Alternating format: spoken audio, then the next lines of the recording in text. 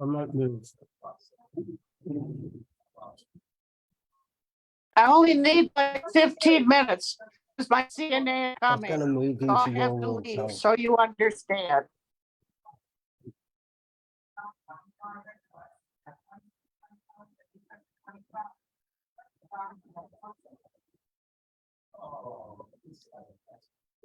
Okay.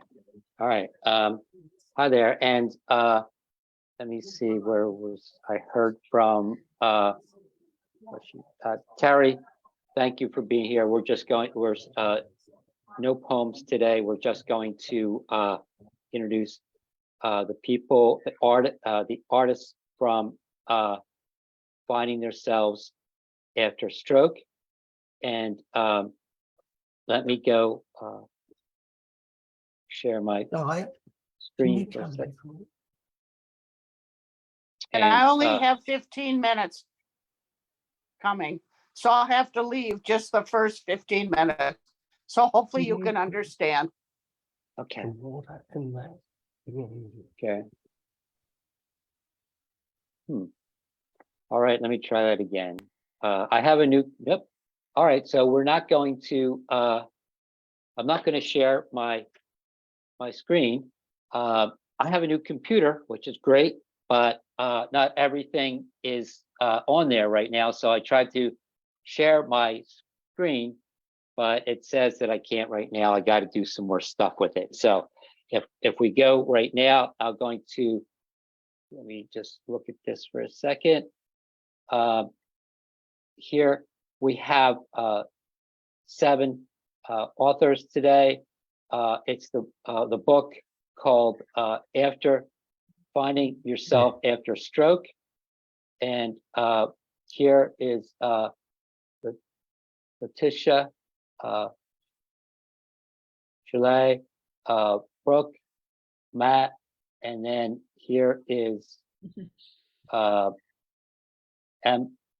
Emma,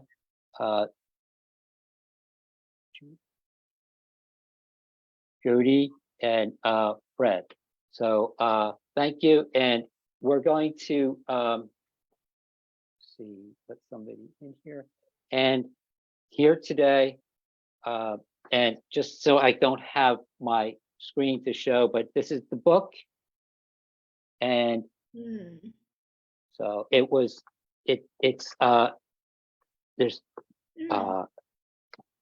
can't remember how many artists here but they're all there. 26. Thank you. Thanks, Matt. And then I have here, we're going to ask some a couple questions, and we could start with, and let me look here. I have so I only have 2 questions for the audience, artists, because I want to be the fly on the wall and listen to your conversations between yourselves. But every person here had a stroke, or maybe more. What is common in your experience? And the other thing was, at what point or time would you think what you are adapting or adjusting with your new life, or is it still wrong? So let me share. If you want to start with Letitia, if you want to go first. Sure. Thank you. Hi, everybody. Thank you for joining us this morning or this evening, wherever you are. So I was the person that compiled the book with all these amazing people. And the question, what were the common themes? I think one very big theme came throughout the book, and that is no matter where, oh, I'm going to cry, I think, saying this. Oh, geez. No matter where you are on your stroke journey, things can always improve. It doesn't matter if you're 3 months out, 3 years out, 10 years out, things can always get better. And I love that all of the people who contributed in the book really shared very vulnerably how their lives were impacted post-stroke and how things changed over time with patients and practice. So I think that was something that was really common throughout the book. I'm 10 years post-stroke now, so my life does look a lot different to what it did 10 years ago. But you know, things always improve and some things still stay the same. I still have fatigue and I have good days and bad days.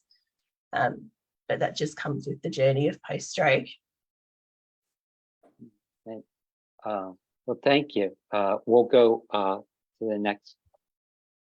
Let me go there. And does anybody want to jump in, or shall I point somebody out? Go ahead. I'll go next as always. Okay.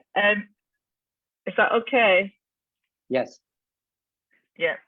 Can I just say that I think Letitia's dumbed down a little bit of when she said got you all together. I think she's done a phenomenal job reaching out to those that would like to be included in the book. And as you well know, I've published mine, and it's not an easy ride publishing a book with timelines and this, that, and the other. So we have to thank Letitia for being able to put this book together, which we know from the comments is helping so many other stroke survivors and people in the stroke world, such as OTs and those that actually have to live and treat stroke survivors. So I think we need to give Letitia a bit more of a clap for that. So thank you, my love. And I know she's feeling rubbish, but she's here. So yeah, I think Letitia's sort of hit the nail on the head. I'm 10 years post-stroke, as you know, Mark, and so I've just got to say hi to Jen. I've just seen her face. Hi, Jen. And because I used to be on this group, and I think fatigue is what runs through everybody, different levels of it.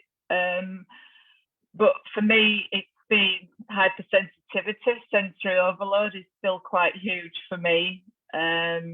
You know, your social life becomes very different because of noise. I'm still working through that 10 years on. But everybody, I think no matter how many millions have a stroke, everybody is unique and different, and everybody deals with it differently, from living life through your stroke and for those around us, the support that we may or may not have got at times. So yeah, it's just, I think it's support for me, that things like this and education, that we can help raise awareness that, you know, the invisible disabilities of stroke really are still quite huge to me and many others. So I'll shut up now. Wow. Well, if all right, let me go back to here. And Fred, would you like to go next? Yeah, I had 2 heart attacks about 5 years before I had a stroke, which gave me some type of preparation for things that can go wrong. My father had a heart attack at 54. I had 2 at 53, and I followed his lifestyle basically to the book. He smoked like a chimney. I smoked heavily, but nowhere near as much as he did. And we both drank a lot, probably too much, if the truth be known, but that's life. And so I kind of had to start living a different life from when I had the heart attack. They gave me a defibrillator, which made life a little bit more difficult. And I also had rheumatoid arthritis, which came from my mother. So it all built into a time bomb. Then I had the stroke. I still have no idea after about 9 o'clock in the morning of the stroke what happened. It was just complete and utter blank. And if it wasn't for the fact that my son was at home and wandered down about 11:30 to get some breakfast, I may not be here. Wow. And yeah, I don't think my wife and I have ever even bothered talking about that. It was just one of those things. Okay, it happened, and then we just started to go forward. And let me see, did you, what would be, I know that you like, hey, I was a smoker. I was doing things, you know, had a lot of coffee, and you know, I wasn't drinking that much, drinking, but it was just a lot of stress on my work at work and stuff. But what do you think is common that everybody has in common? I think, well, I worked in reasonably stressful jobs for most of my working life, and I think it's all the stress and just everything kind of catches up with you. Right. Yeah, Yeah. definitely does. Yeah, and I've got no idea how it happens, but it does. And then the trick is how it affects you going forward, which is probably the harder part to work out. Like my fatigue was bad when I started with rheumatoid arthritis. It got worse when I had my 2 heart attacks, and then these days, and I don't sleep well, which is a problem in itself. Like I sleep 4, maybe 5 hours a night tops, and I crash out. On a good day, I have a sleep during the day, but then there's times when I just don't have it. And like at 11 o'clock at night, I've got to go to bed because I'm buggered, and I'll be up by 4:30. So it's hard to adjust to it, but are you, do you feel that it's that you're living life a little better? Oh yeah.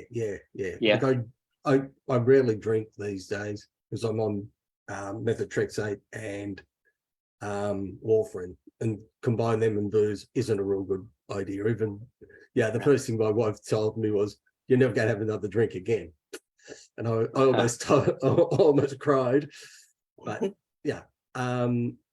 you just realize that sometimes things that you really enjoy, you've got to give up. And I managed to give up smoking before I had my heart attack, which is probably the reason why I didn't pass away from it. Wow. Yeah. So, and for me, it was, I didn't really know what was going on, and didn't realize that I used to smoke. So the whole time I was going through I didn't realize that I was a smoker for a month, and then afterwards I was okay. Never smoked again. So yeah. And that was probably the hardest thing I had to give up. It's the smokes, because I really enjoyed it far too much. All right, but thank you. Let's see. Matt, would you like to chime in here? Yeah, what's going on? Hi. What's going on? How we doing? It's about five years ago to looking back, go to the hospital. My life changed wise too, but it's adapt to go right ahead and move on too, right? So it's borderline of the old new, and the old new, and the new, and it's a process wise too. So but it's for me too. My life is reversed, so it's look back, and no, it's push back and push back and push back too, and then it's gonna be a long journey wise too. So you got two major incidents wise too. So, and another operations in the future too. So you never quit too. And the hope, so you need hope wise too. And I'm proving again and again too. I went to rehab for 5 years too. And I went to speech class and still going to this day too. And it's, you gotta practice wise too every single time too. So it's frustrating too, but you gotta stick with it too, right? And there is and it's, and got aphasia too, right? So lots of people it's, yeah, so it's proud moment too. It's two weeks ago too. I got a plaque too. It's the June aphasia month for New York too. Nice. Wow, that's great. huge Nice. deal. It's a huge deal too. So it's, you gotta keep trying different obstacles, and I like to challenge for me too. So you gotta keep at it too, and go to work, go to speech class and whatever too. So, and I think at Wednesday too, it's the Long Island have an event too. It's the June aphasia month wise too. So it's a post college for first time too, for two hours. It's not nine to 10 to noon time too.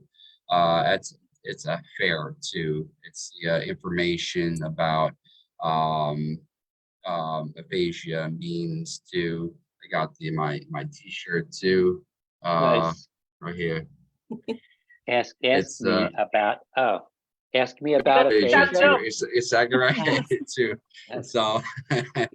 so it's a condition wise too. So it's but it's, you gotta move on too, right? So it's, I'm living with the dream too for advocate to help other people too. So, and I like it too. So yeah, hang tough too, and hopefully it's gonna be more and more adventure awaiting too. So Wow.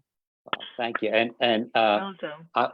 yeah, and I know that you, it seems like you are adjusting pretty well, and you're you know, you are a cook now, or you cook a different way now than the way you used to be. And you know, I still like cookies, and I know you used to like cookies.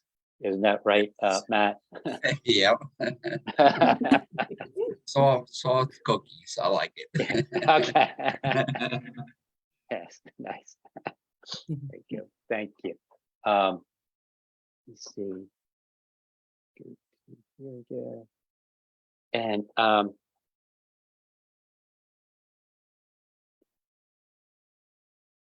Emma, would you like to talk? Okay, so hi everyone. I had my stroke on the 9th of September 2016. I was 33 and I was a lawyer working in the family court, and I loved my job, but then I had my stroke. And now I before my stroke and after my stroke, there's a big difference in, Okay. yeah, and yeah, and yeah, Are so you- sorry, go ahead. That's I was going to ask you. Are you still working as a lawyer? Yes, I am. I'm still working at the family court, but only part-time, Monday through to Thursday. And I'm doing something different that I was not expecting to do. So that's really good. Yeah. And I'm the president of the Maitland Aphasia Communication Group. Nice. Yeah, so every Friday we meet for 2 hours, 10 till 12, and then we talk about our lives, and everyone has a quote sheet, and every person reads them out, because some are big, and that's fine, but some are little, so little quotes, the hardest quotes are like anyway,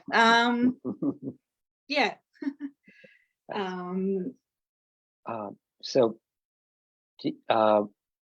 what we were, one thing I was asking is, what do you think that everybody would be in common from having a stroke? well,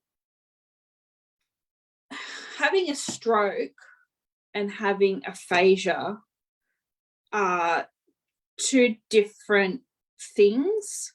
A stroke could be right-sided paralysis, which does have aphasia, or left-sided paralysis, who doesn't have aphasia. So aphasia, one of my friends who comes to the aphasia group doesn't have had a stroke. She had epilepsy and caused by aphasia. So yeah, everyone's different, but they're the same. Yeah. I can't really explain it, but yeah. Well, and are you embracing your new life and the things that you're doing now? Yes, I am embracing the new life. I lost friends before my stroke, but I've gained new friends after my stroke, because I'm working again and I'm driving again, but I need to do more about stroke and aphasia. So yeah. Oh, thank you for sharing that. Okay, and go back to here.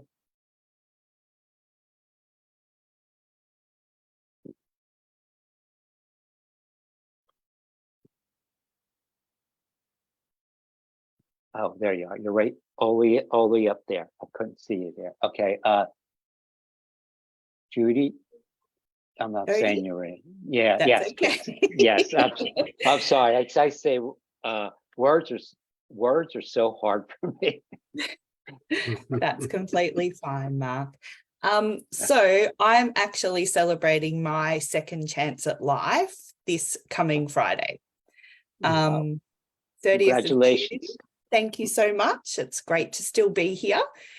30th of June 2012 was when I experienced my stroke, and mine was actually from a neck adjustment with physio, or crack your neck, and it actually tore an artery and bled into my brain. So it's classed as kind of a trauma bleed rather than a clot that occurs for other reasons.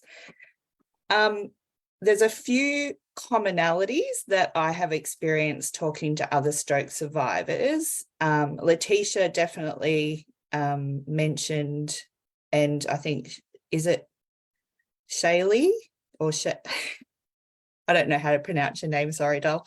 The Sheila, fatigue. it doesn't matter. Okay. Or just say it's my Australian accent. I answer to everything, and there's sometimes a lot worse, so don't worry. Okay.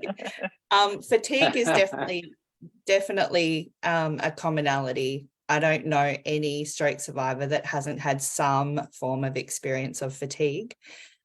The other for me is I think Matthew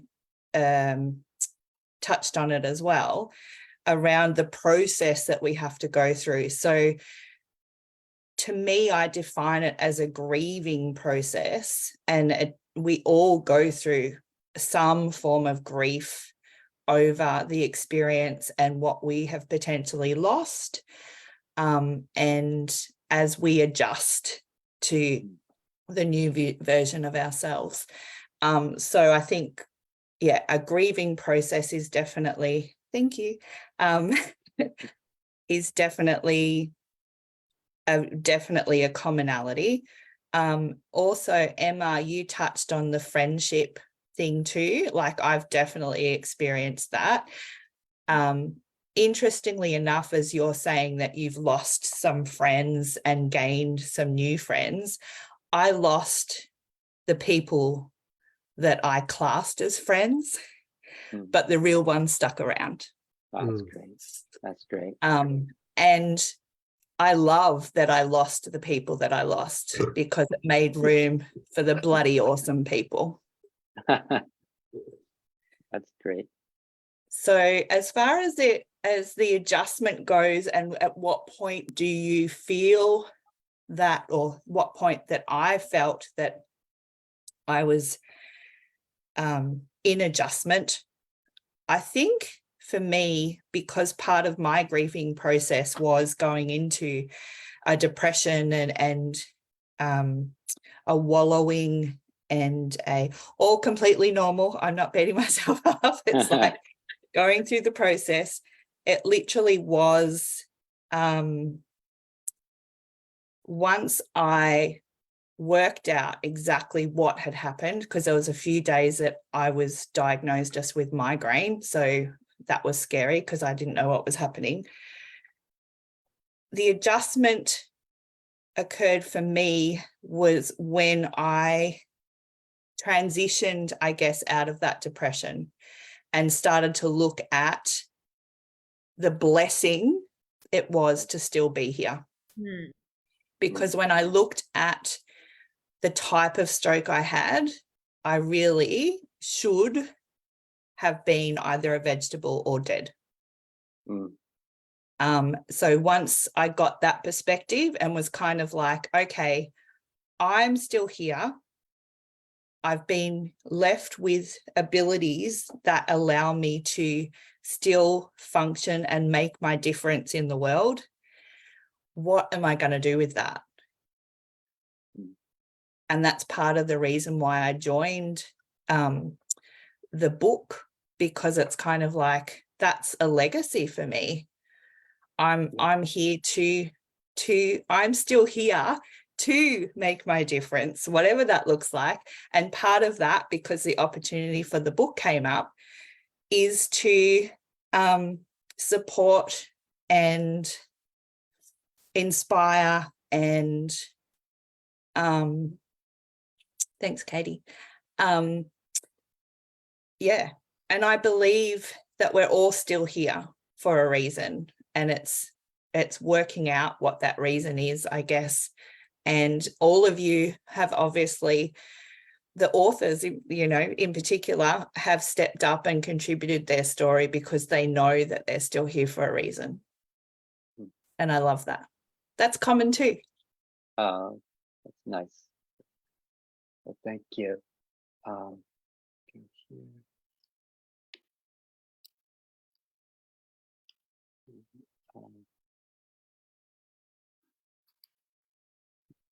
How about Brooke? Oh, thank you. Oh, that was just so sweet, Jody. I love that. Well, my name is Brooke Allen, and I had my stroke about almost 5 years as go 5 years ago.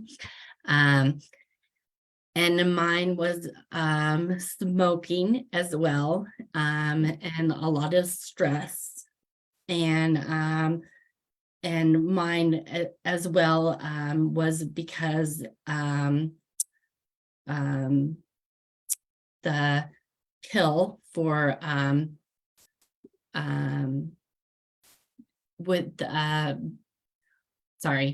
with birth control.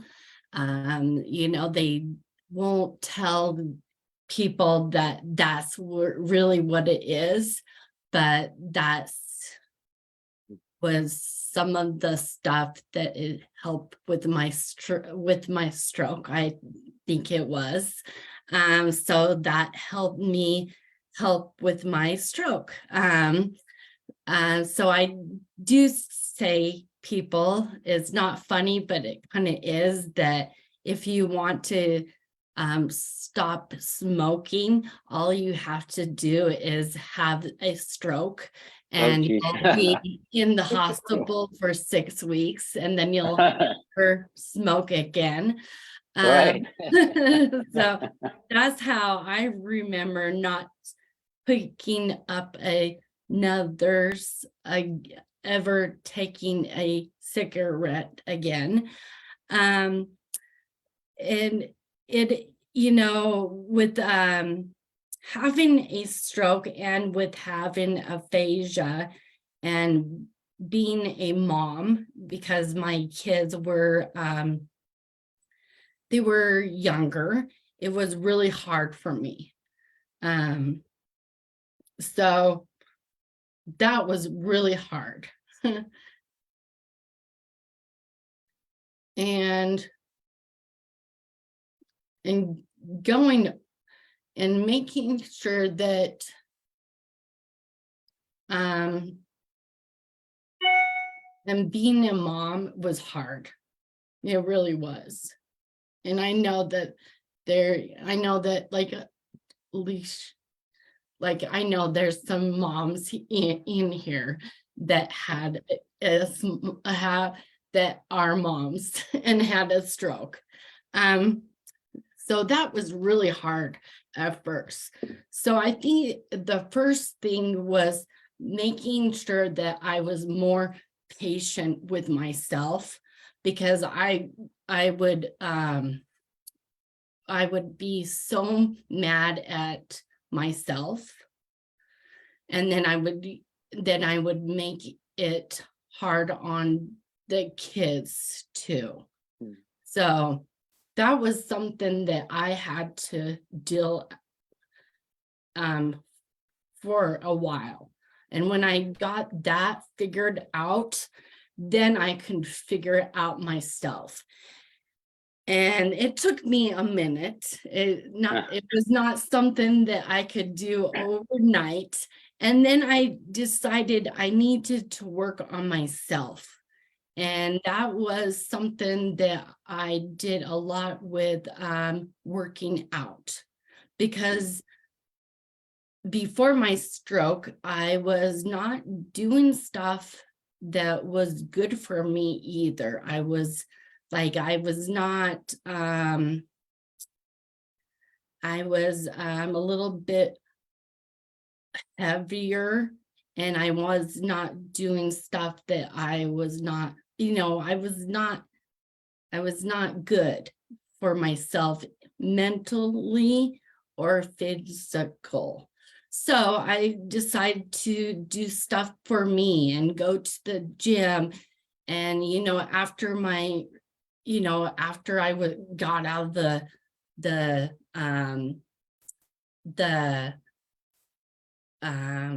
wheelchair and all that stuff, I really worked on myself. And then I was like, well, you know what? I need to work.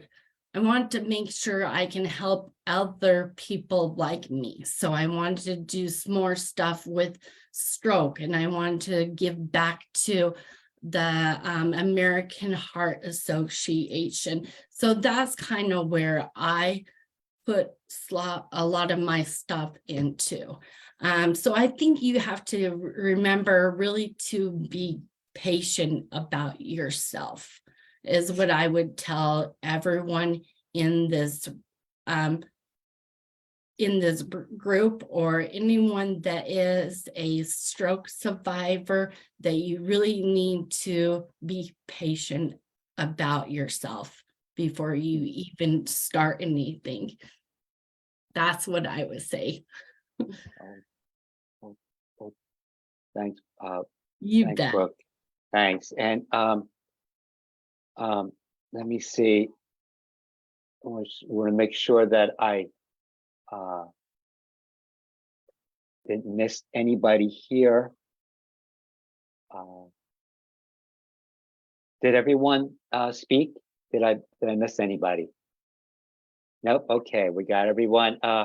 One thing I would like to answer something for myself, so I'll be back after I answer that one. No, what I'm going to say is that when you have a stroke, like it's like you had your house was nobody was home, but the robbers came in your house and they took your house and everything. They either took it away or they trashed it, and you couldn't use it anymore. So I don't know if other people that had a stroke, is that you're in your brain, it was violated when you had a stroke, and you can no longer do the things that you used to do, that you can't, like your hand hurts, maybe you can't speak. All these things are different now, and it's, I think that it's, you have to pick up the pieces again, and hopefully, you can get better again, and maybe it's you can live a different way, and maybe you can still, you might be a teacher, but you have to teach a little bit different, or do different things. And did you have a question? Can I just say that, having listened absolutely what you're saying and listened to everybody, and I think we all know Deborah Byerson and Identity Theft, and I think her book was one of the, after reading many books, her book was the one that I really resonated with, because she talked about basically losing your identity and losing the person that you were. And I realized I never answered your second question about what was the point that you actually started to move on. And I think that was it, the acceptance that I have had a stroke.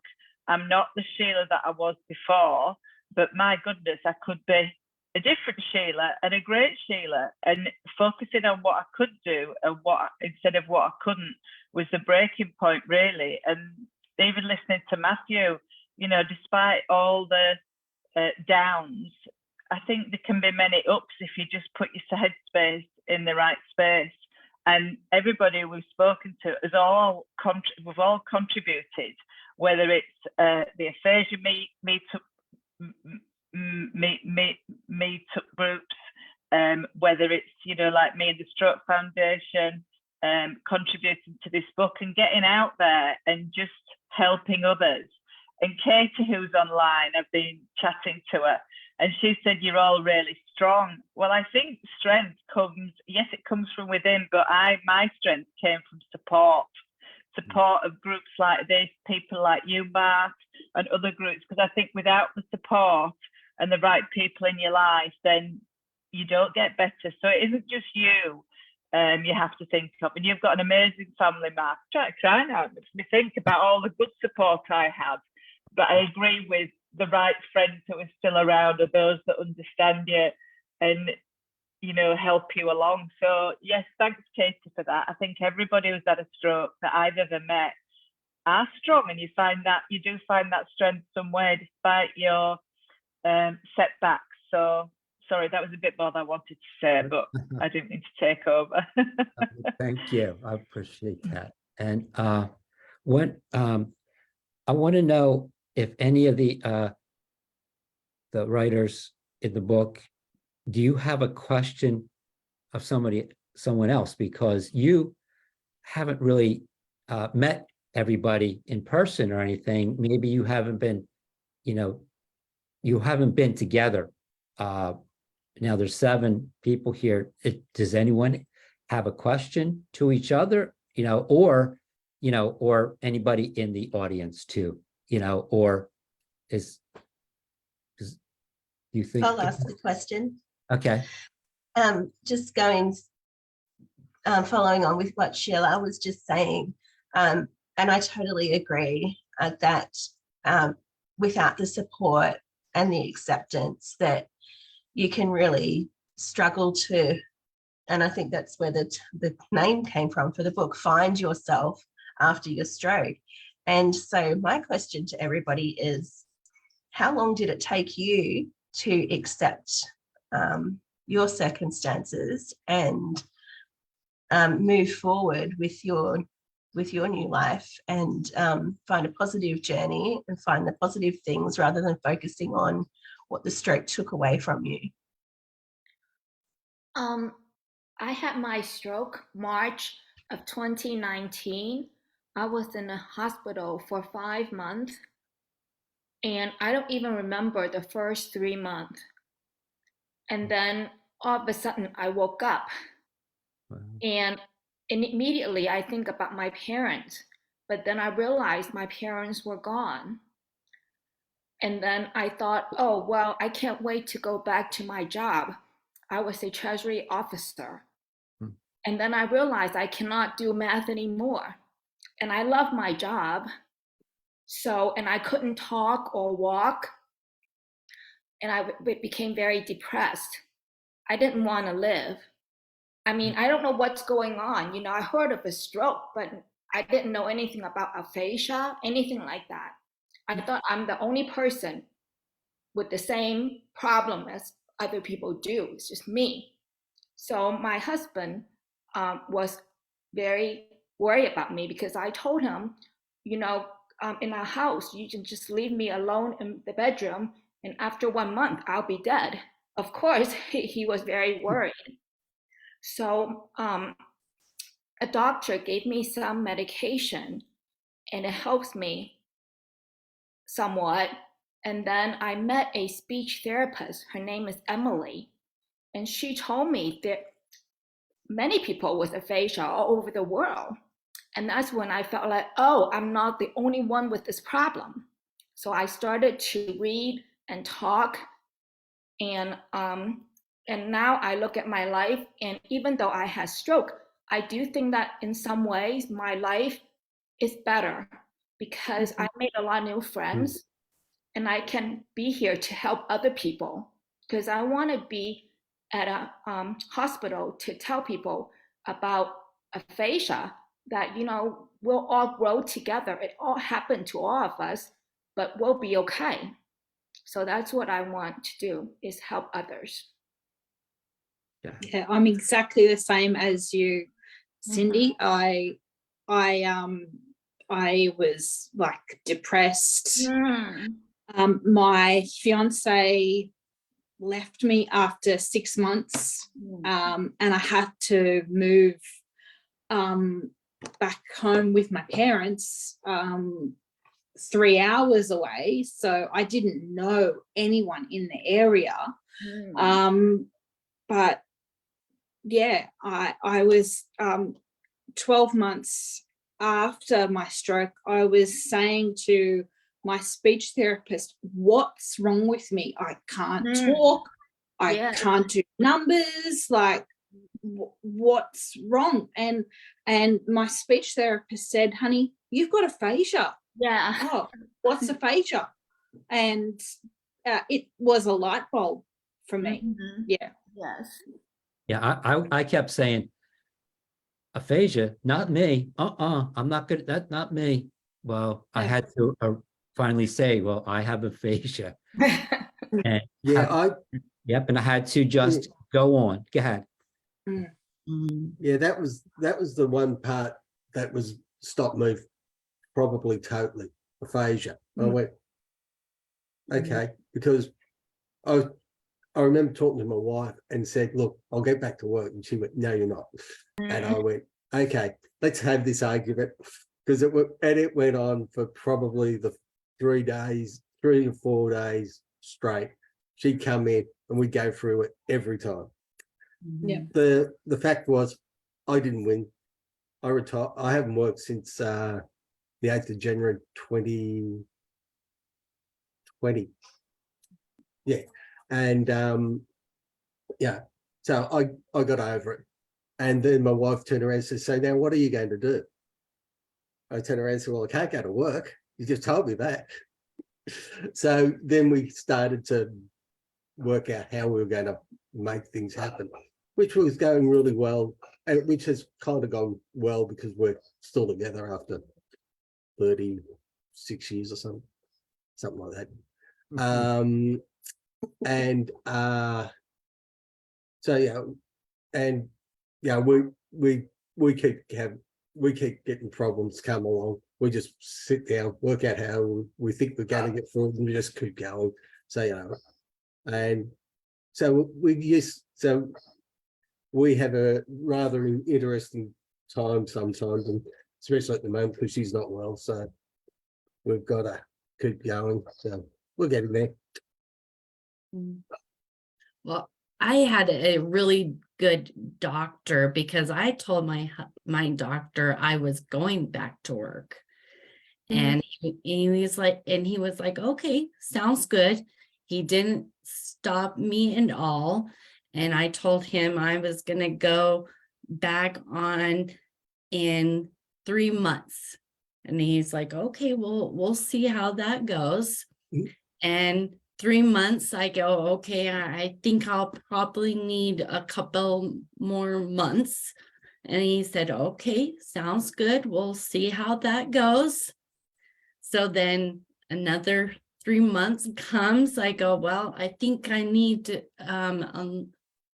probably 3 more months.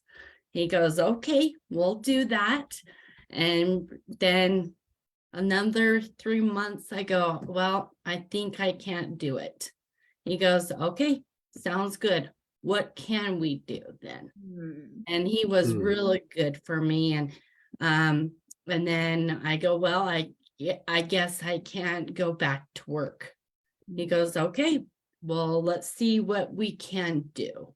And it was, and I think that was, I have heard so many people I've heard so many people, their doctors have been so horrible.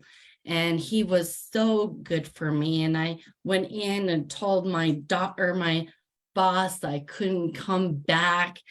And I bawled because I loved my job.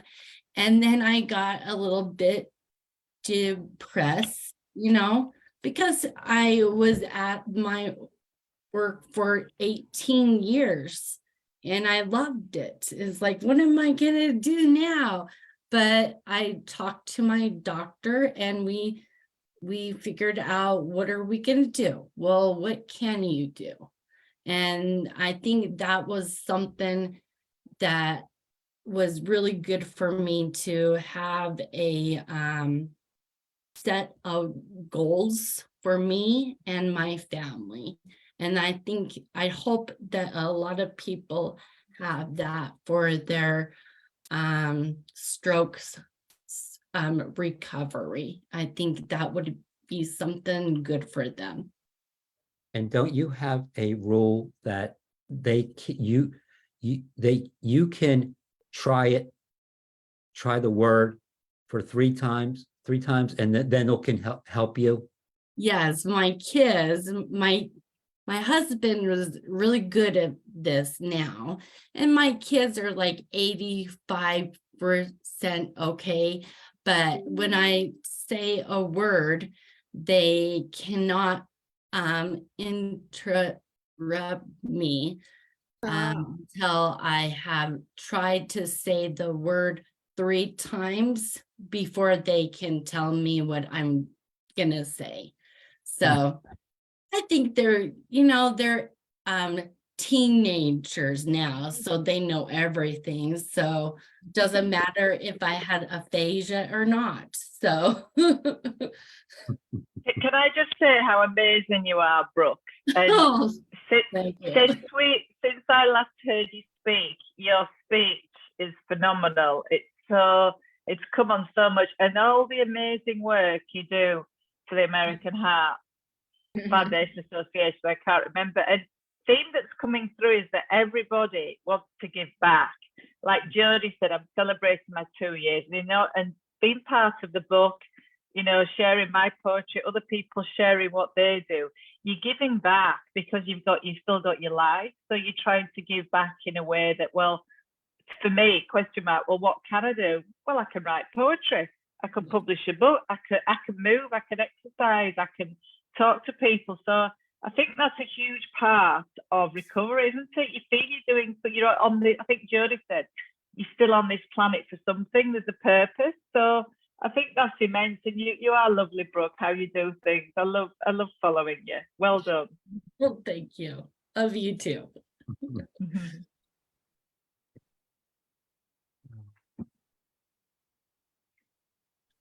That was one thing that I was thinking, if I can't help myself, I'm going to help somebody else. Or if I can, I'll try.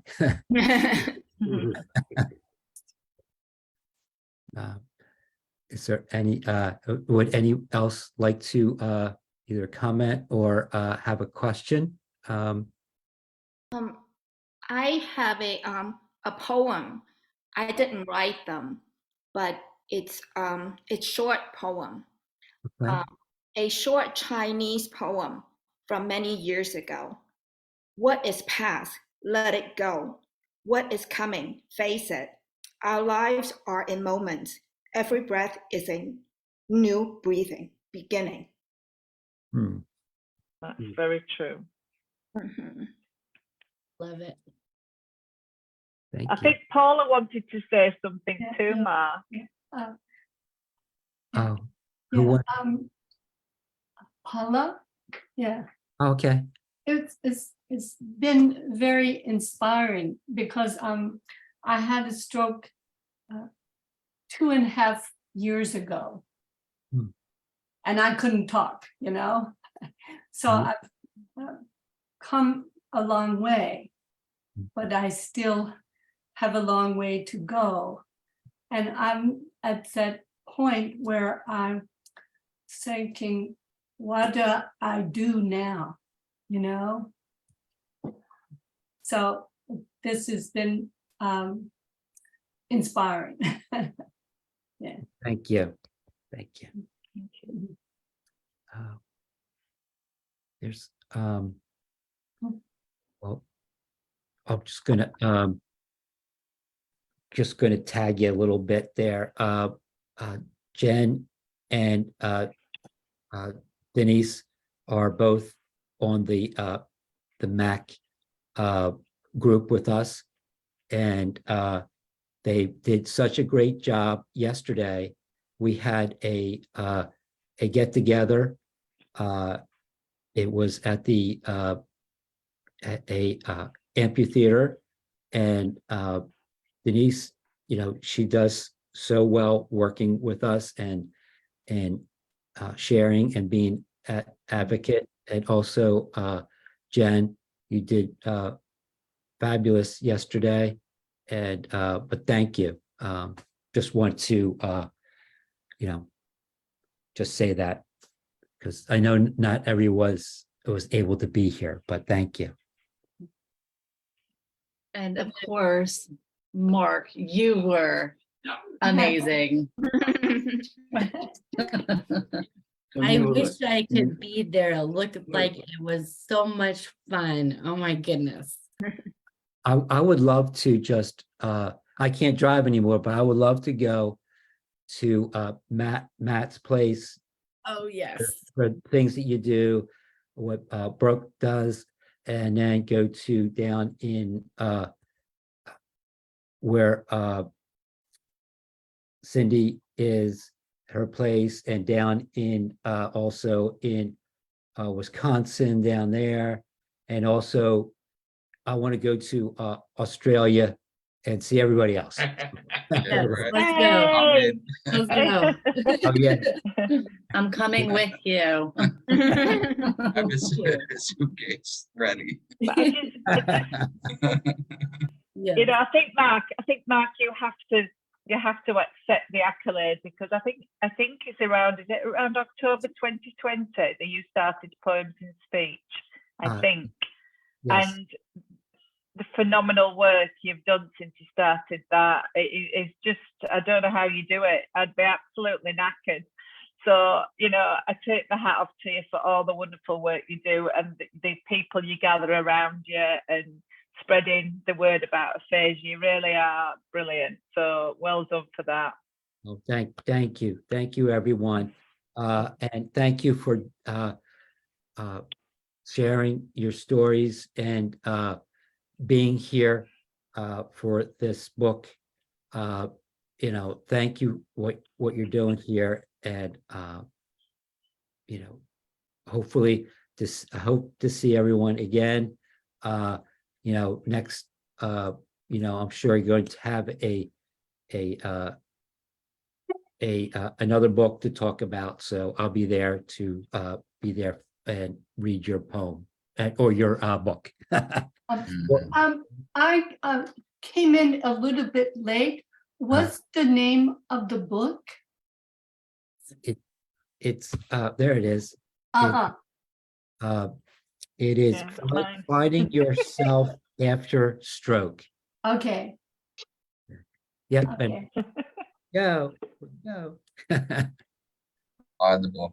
All right, Thank you you. got the back, both sides too. That one and that one. Okay, Thank you. all right. I I miss. thank you. Hello. Yes. Oh, well, thank you, everyone. I'm going to Thank stop being live.